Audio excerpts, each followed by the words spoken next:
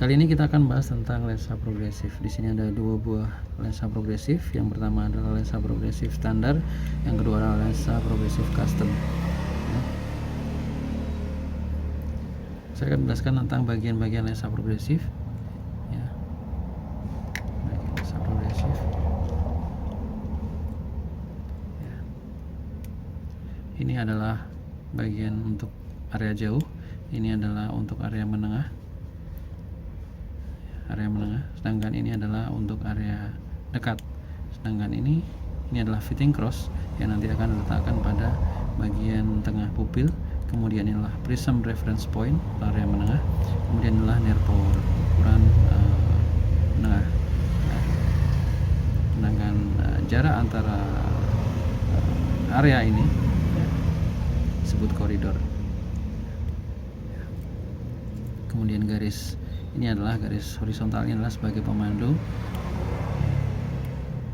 supaya pemasangan pada kacamata itu presisi, karena akan sangat berpengaruh apabila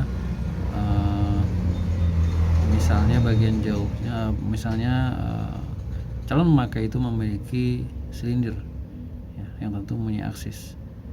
Kalau miring ke kanan atau miring ke kiri sedikit saja itu akan membuat tidak nyaman, apalagi yang memiliki power kombinasi silinder yang tinggi, tentu akan membuat sangat tidak nyaman. Kemudian dari segi harga, kedua lensa ini memiliki harga yang sangat berbeda. Yang pertama di kisaran harga ratusan ribu, yang kedua di harga di atas 1 juta. Pada waktu kita akan melakukan proses order lensa progresif yang custom, kita harus menyertakan parameter-parameter pada frame yang akan dipakai oleh calon pemakai. Yang pertama adalah vertical frame, kemudian horizontal frame, kemudian ada distance between lens atau DBL atau bridge, kemudian ada PV yang dimulai dari pupil sampai ke area bagian bawah frame. Kemudian juga ada PD, pupil distribution, jarak pupil. Kemudian nanti ada monokuler pupil kanan dan monokuler pupil kiri yang disertakan pada waktu kita melakukan order lensa progresif. Parameter-parameter tersebut diperlukan supaya nanti lensa progresif custom yang dihasilkan itu akan lebih maksimal sesuai dengan kebutuhan dari konsumen. Sedangkan lensa progresif yang standar tentu tidak memakai parameter-parameter tersebut, tetapi memakai parameter standar saja. Tentu kenyamanannya juga akan berbeda. Pada bagian lensa yang progresif custom ini sudah menggunakan teknologi freeform. Jadi teknologi freeform itu